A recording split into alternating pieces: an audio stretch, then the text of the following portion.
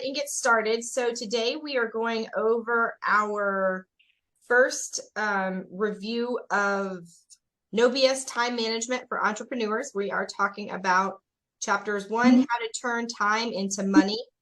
Chapter 2, how to cheat time and time vampires and blood-sucking time vampires. And then we are also going to review chapter 3, how to drive a stake through the hearts of the time vampires out to suck you dry. I guess vampires was in chapter 3. So anyway, let's jump in with chapter 1. I am all about this book. I think like time management is probably my worst skill out there because I will let somebody take my time. And a lot of times it's because I'm trying to be helpful, right? So we just did the business planning meeting, and the first thing in this chapter that stuck out to me was pay yourself first. How does that feel? Yeah, got to turn that one around. Right? Like I mean, go ahead.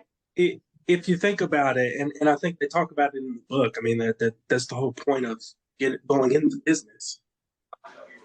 So it's like that should be your main objective. It should be the number one every time. So, yeah. And sometimes, sometimes I feel like it takes a back seat to another objective in practice, but I just need that reminder of, that's objective number one. Right. Yep. So what would your businesses look like if you didn't pay yourself first? Like, what would that do internally to you? It's just another bill then. I think it's such a bigger level of commitment, which then translates to everything else, right? Like if you're not committed to paying yourself first, can we truly say we're committed to operating other areas of our business as we should? Right. No, absolutely. So I'm super excited. One of my director of operations jobs is to sit down and go over my budget. And we were in the business planning meeting the other day. My salary was actually the first line on there because this year I'm going to pay myself first. I mean, there's 3 months this year. I took a shareholders distribution, but I didn't take a paycheck. Right. All right. So does anybody actually have their number? Do you guys know what you're paying yourself in 2023? Oh, not yet. No, that's but I want to put it in my plan now. Lexi and I are actually getting ready to do our planning for 2023, and that's one of the first metrics, which makes it a little easier because it's a huge KPI that I can just monitor throughout the year, especially in professional services. That's huge. I feel like really I need to talk to my CPA about that, right? Because you never want that number actually to be too big because then you've got a boatload of taxes. So, I've got the number in my head, but that doesn't jive with being smart with tax strategy. So, yeah, I'm a little stumped on that as far as coming up with that number. Because I just take a $60,000 a year salary every year. Now, do I pay myself the salary? Is it organized? No. I mean, my CMA does my CPA does my books and P&L every month, and the salary is a line item on my taxes. But does it really feel or look like that? No. And it costs a whole lot more than $60,000 to keep my life moving. So, just a quick insight that could be helpful. So the number that he was talking about, if you kind of think of it from a managerial reporting standpoint, as opposed to tax, because you can report differently, your CPA will tell you that. Okay. But that can kind of help because from a productivity standpoint and managing your team. So paying me as a CEO or? No, so you're just thinking about your time. What actually gets paid could be a different calculation, and that's what your CPA would help with. I think we're just kind of talking about more from like a managing your time standpoint. Oh, I have that number. That was ridiculous. Laura knows that because she knows my number from business. Like, you were above me by about 40%. So I'm behind you, not terribly far. Yeah. Yeah, though I have my hourly number that had us work out at $92,000 an hour. Oh wow. Yeah. Well, then, and as you dive into this book, right? So as we were business planning last week, we talked about, okay, what are all your bills? What are all the things you need to do? How eye-opening was it for you guys to read in chapter 1 that you really are probably only producing 1/3 of the time you're in the office? How does that feel, and how's that going to change your business and change your time management?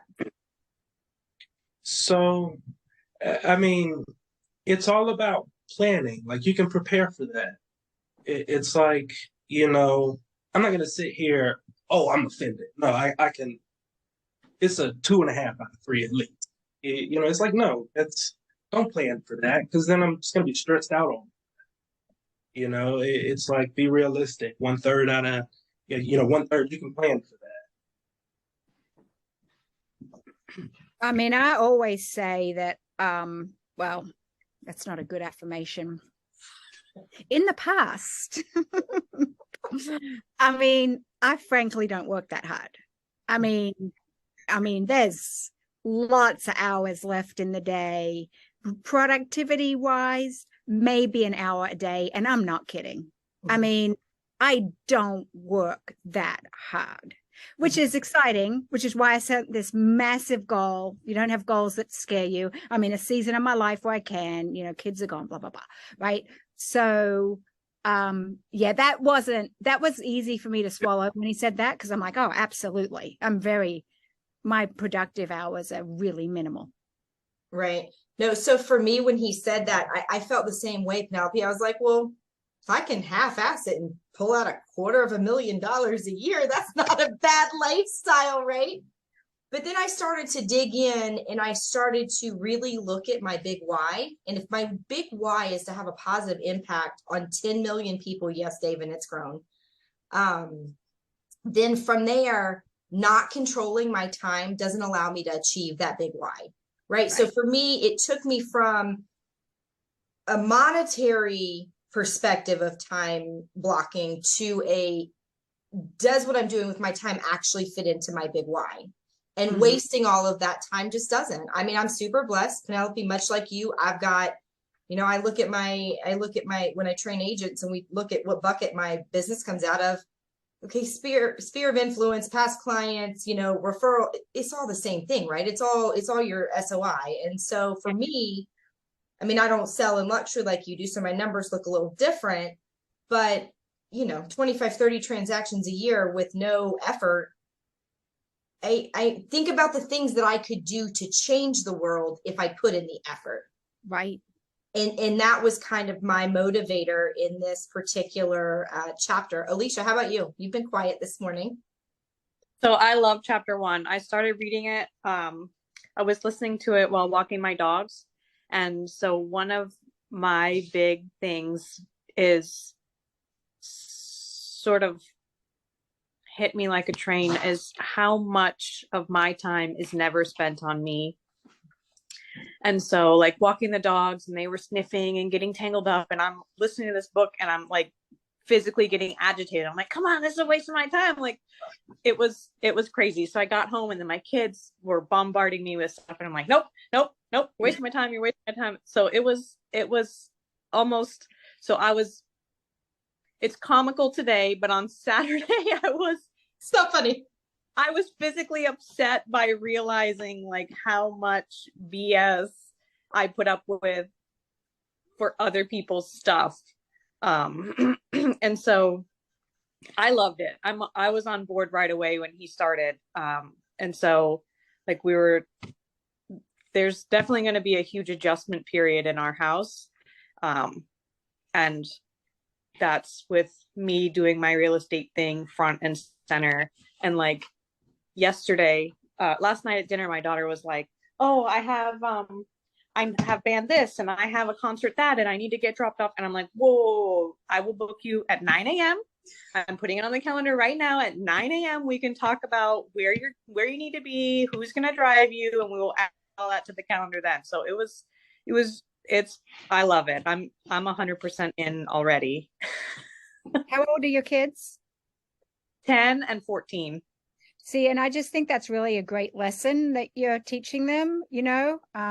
I wasn't quite so eloquent with mine. I was like, do you like your life? Well, then this is what I'm doing, right? Like, you know, and they've grown up to be well-adjusted young women, I'm happy to say. But you know, you're setting an example for them. I think that's like such a great thing you can do as a parent, you know, instead of just always being house on fire and available to everybody, you know. Right.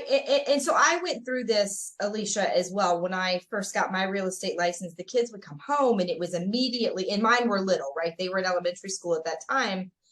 And there became a system in the house. When the kids came home from school, they walked up to my desk. If they needed me immediately, I would give them a time frame within, you know, a 20-minute time frame, something a 5-year-old to a 10-year-old could handle.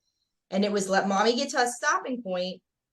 Because it was not time blocking, but I had a very valuable lesson in a class where when you stop an activity, you actually end up wasting 30 minutes because it takes you 15 minutes to stop the activity fully, actually adjust your attention onto your children, who, in my opinion, when they're talking to you, deserves 100% of your attention, right? You shouldn't be doing anything else. By the time they're 18, you've spent 90% of the time you're going to spend with them.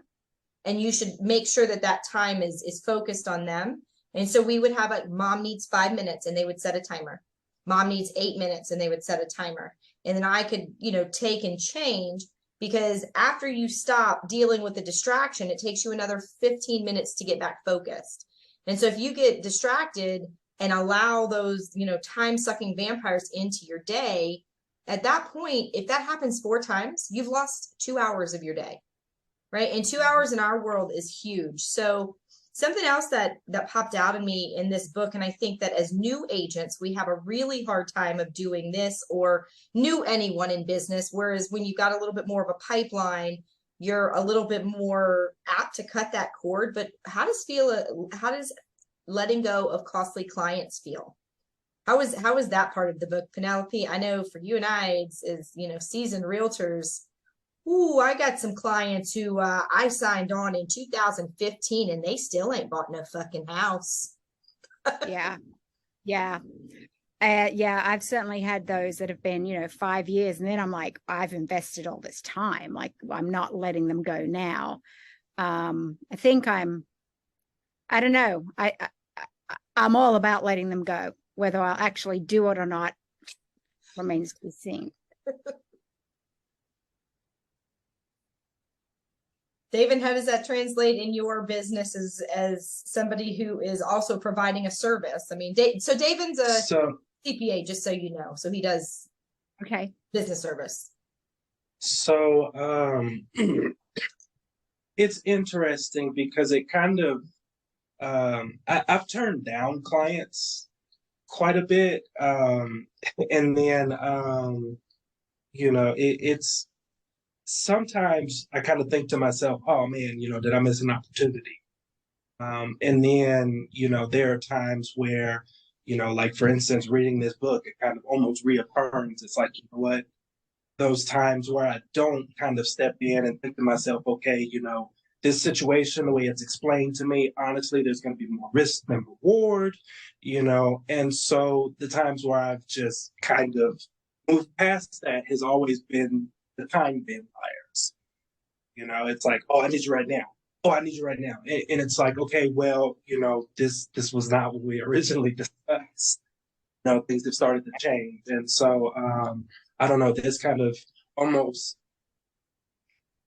lets me feel better about, you know, those times where I do kind of turn down a client and say to myself, okay, it's not an opportunity missed. I may have just saved myself some time. And then another client. Yeah, no, I love it. I've that's just a reinforcement for me of like, there are certain people and things that are worth time and investment. And when you see one that you think is not, you should cut that off right away. And so like, I'm hoping I'll be good at that with real estate. Because, you know, I've watched other people spin their wheels and, it's incredibly frustrating. And so I don't want to fall into that trap and have it suck the wind out of my sails. So I'm hoping that I'll be practice what I preach. Yeah. I think it's so important in the beginning to set your boundaries. Like, there was a new agent that I just brought on. She's a brand new agent. I just brought her on to EXP, and she was so excited about coming to business planning. I mean, I talked to her at like 7 p.m. the night before business planning. And then I get a text at 8:45. Oh, I have 2 showings, so I'm not going to be at business planning. And I'm like, oh my God. Like, What are you thinking? what are you thinking? So yeah. So we actually have a measurement in our house when we start doing items or things or tasks or people from our lives. And as I'm coaching agents, I'll ask them a lot of times, is what you're doing right now going to matter in 10 years? Because if the answer is no, it's probably not an activity or a client, you know, you want to be working with. I remember the first time I fired a client, and it was at, you know, I had your, you know, oh my God, I've worked with this person now for 6 months, like, and her budget's only 120,000. I mean, what? I was already making nothing. Now I'm going to get making $2 an hour. right. And it was actually very freeing. And that was kind of the moment that we somewhat adopted that, you know, because it's not always bad clients that take our time, right? And then that's just kind of how it's described in the book. But there are people, there are tasks, there are items that will definitely take that time away from you. So after reading chapter 1, how many people are going to efficiently or effectively try to time block? 100%. I love it. I love it. I love it. I love it. All right. So chapter 2 starts off kind of talking about ways to make money. Chapter 1 kind of ends a little bit talking about putting the right people in for the right task. Leverage is huge when you're talking about time blocking. I don't know, Penelope, if you've got any kind of assistant, but I know on my team, we've got a virtual assistant that comes in, and all of a sudden, you know, bringing that person on, they tell you that when you hire somebody to come in, that in 3 months they should be paying for themselves. And I have to say that leveraging somebody that was very good at their task has more than doubled his salary, you know, very, very quickly. So there's 3 ways to make money: your own work, using other people's money to work, and then making your own money to work. Do you guys have any thoughts on kind of how that looks like in your life? I know for me, we try hard to make our money work for us, right? That's kind of the ultimate goal. And so for our family, we have here's pot A where we're working to make the money. Here's pot B where, you know, my assistant's working to make the money. Here's our rental house where the money's working to make the money. What does that look like in you guys' lives and in your schedules, and getting that in order? How do you think that would help you achieve your schedule that you want to work each day? So I kind of like the way he talked about, I've always kind of been stuck on OPM. You know, how do you get your money to work for you? And so OPR he was talking about, and then I think there was 1 or 2 other ones. OPC, other right, customers. Right. And so it's like it almost kind of opens up a whole nother like list of opportunities, you know, and it's like I almost like this is stuff I'm actually really excited to implement into my business. Like I said, the OPM I've you know, that's always been what I've gone for.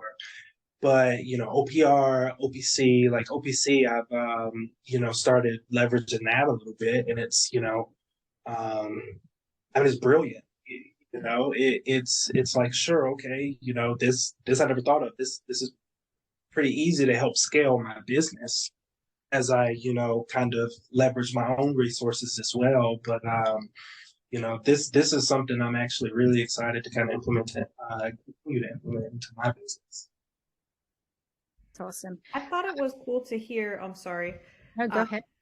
At the event we were at on Friday, where he was saying to, you know, that events are huge right now, that it counts for your touches, and it counts for building your brand and getting in front of people, and then to hear in the book reinforce other people's resources. And I was like, that it clicked for me.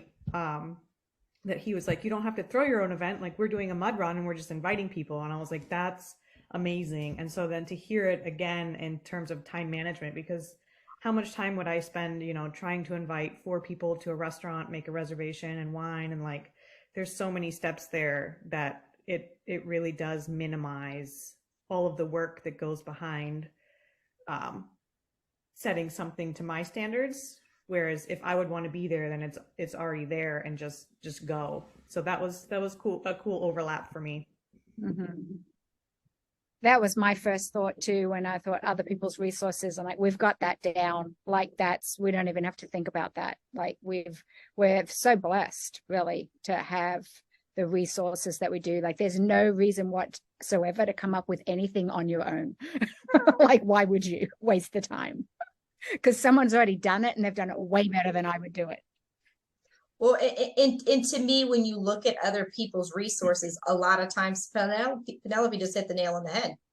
They've done it a million times better, right? I could recruit a million people and try to create a Facebook page like Honey Badgers or Fast Forward Movement.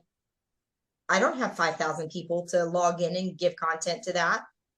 But plugging someone else in to that, not only is it a time win for me, it is a time win for that person. Mm-hmm. Right. So it's kind of a double-edged sword, a little bit, if you will.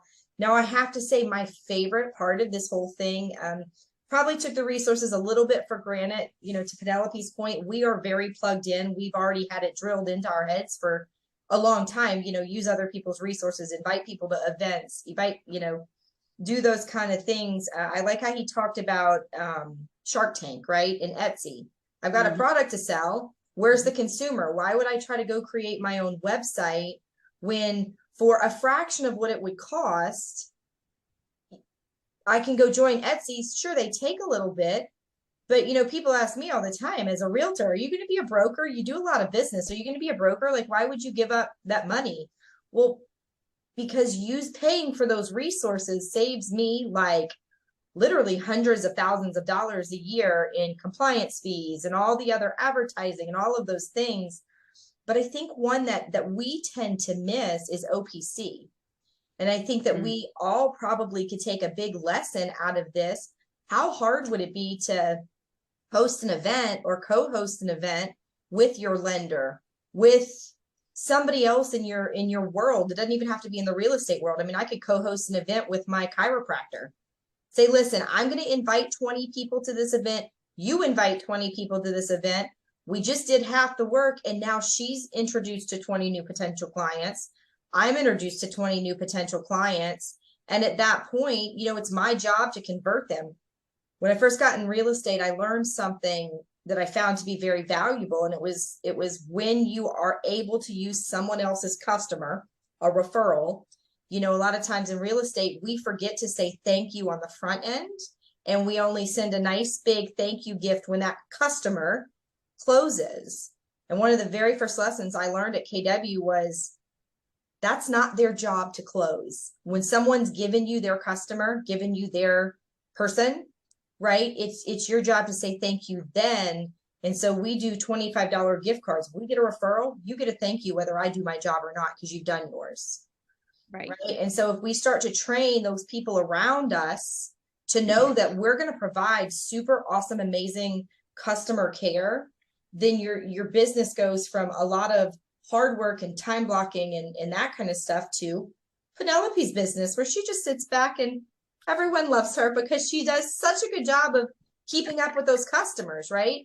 Anybody who is sharing a customer with her, they know at 100% she is going to knock it out of the park. And they don't have to worry about whose hands they've left that person they care about in. So, all right. So they have 3-time vampires. The first one, have you got a minute? What does that make you feel like now if somebody walks up to you and says, have you got a minute? No.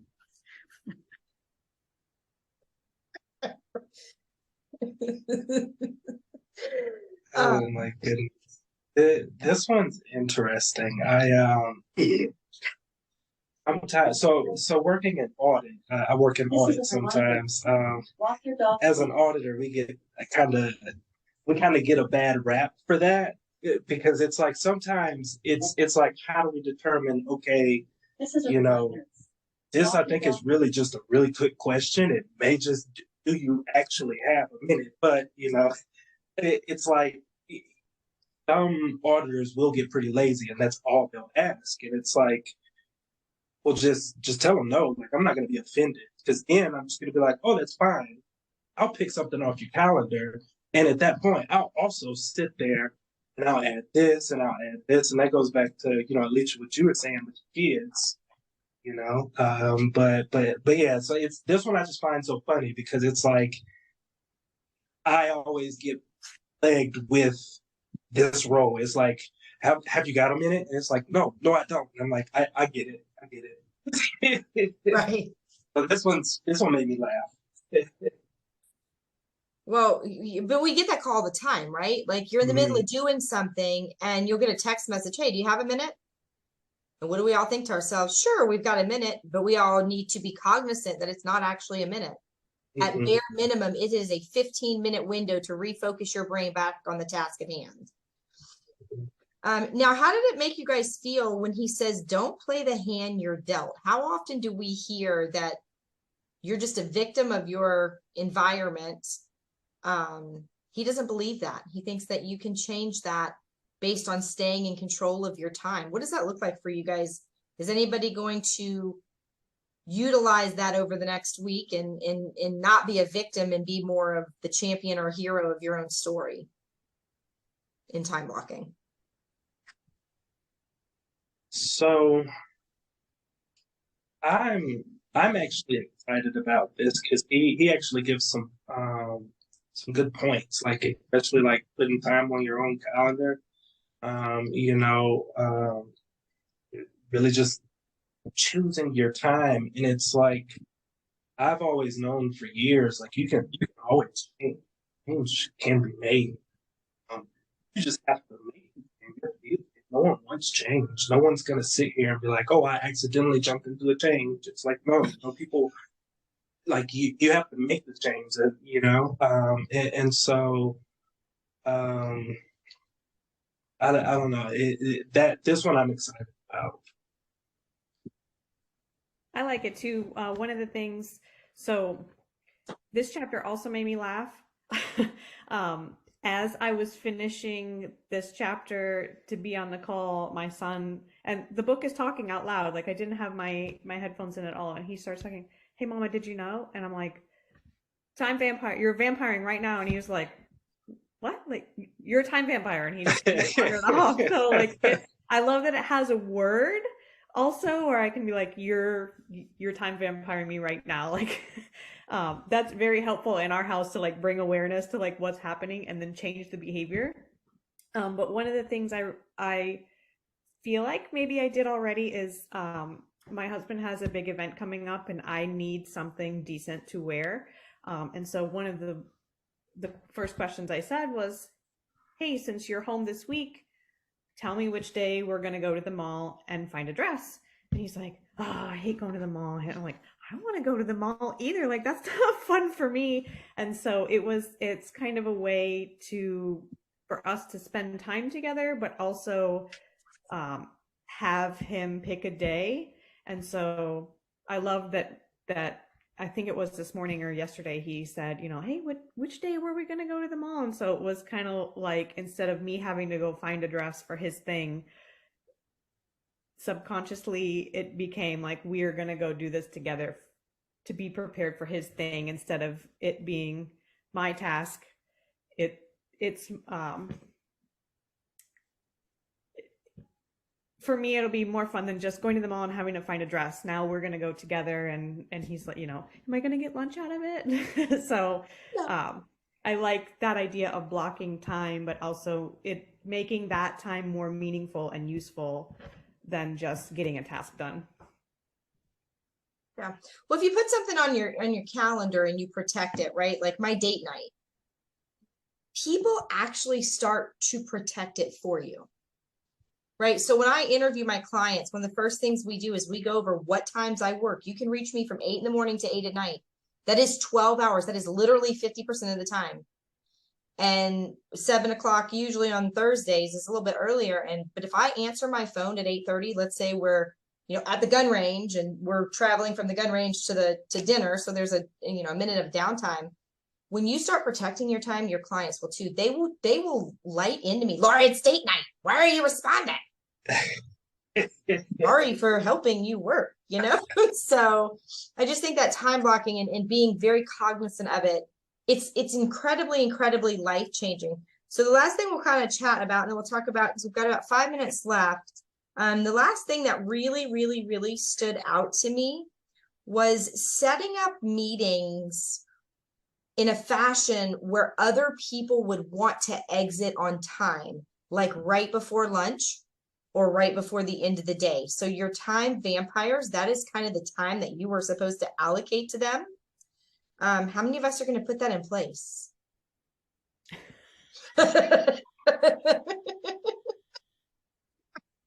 Like for me, that was mind-blowing. And then he starts talking about some of the events, no food, an advanced agenda, communication for the schedule.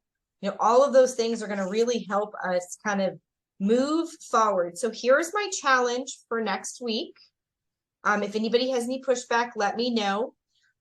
I would love to see all 4 of us, and I will communicate this with Steve as well, so he is kind of on board, and I'm going to ask you guys how it went. I would love for all 4 of us to time block a minimum of 5 hours a day where we actually follow a schedule. How does that feel? Is everybody interested? What is the feedback to doing something like that? So when I started with you, Laura, I was actually keeping a log of like what I was doing with my time. It wasn't necessarily predetermined, but it was from this time to this time I was doing my CE shop, and from this time to this time I was so I could reverse engineer that. I like that. I do feel like a lot of things, at least working from home, are able to distract me. Oh, like that light switch needed to get fixed, and so while I'm passing it, I'll do it. So I like that for keeping me on track. Okay. Does that feel okay to you guys as well, Penelope, David? Oh, I'm so in. Lexi and I just started something similar. Add 2 or 4 hours. All right, everybody's in. So I am not going to ask you to show me your schedules, but I am going to ask that you guys be committed. Penelope, I don't know, and I'm happy to send this to you. I don't know if you've ever worked from anything like this. So this is what I use every day. Oh yeah, please send it. The 6 things that I have to do go here, right? Mhm. Not in any kind of order, but the 6 things that I have to do go here. And they could be personal, right? Like I'm supposed to get a tooth replaced this week because I had a root canal and the new tooth is supposed to be in this week. Well, that's not business, but it has to be done. And then I look at my calendar and I plug in, okay, I've got a meeting here, a meeting here. So I will actually take and time block the other 5 hours, right? What am I going to do for those 5 hours that are money producing activities? Because I can tell you guys one thing, I do not want only 1/3 of my time or less going to making money. I'm really taking over the world, and I hope that everybody in our group is coming with me. And I think that we need to be scheduled more than 1/3 of our active working time. So again, I will email me or Facebook me your email. I don't think I have that, Penelope. I will send this to you, and you can, it's very rudimentary, very elementary, but everybody that I coach with, I encourage them to use that or something like that. Because at the end of the day, if you time blocked your 5 hours or you time block those things that you're going to need, that you're going to do, right? And it doesn't have to be 5 hours in a row. When you get to the end of the day, you can actually look at that and see what you accomplished, what you didn't, and it gives you an idea of where tomorrow should start, right? So I've kind of looked at the schedule for next week. It's going to be a little bit short on reading, so I would encourage you guys to maybe read each chapter twice. They're a little bit short, but I think 3 chapters is probably the most we'll get through in discussion. So let's go ahead and do chapters 4, chapters 5, and chapters 6. Like I said, if you're listening to the book or reading, you might get through it twice. But I'd like the chapter 1, I think I listened to 3 times. So I think we probably could all use the information more than once. Does that feel good? Sound good to everybody? Yep. Works for me. Awesome. Well, Penelope, thanks for joining. I hope you come back next Thanks week. for having me. Yeah, absolutely. Yeah. Awesome. Okay. Thanks, Awesome. guys. See y'all Thanks, next everybody. week.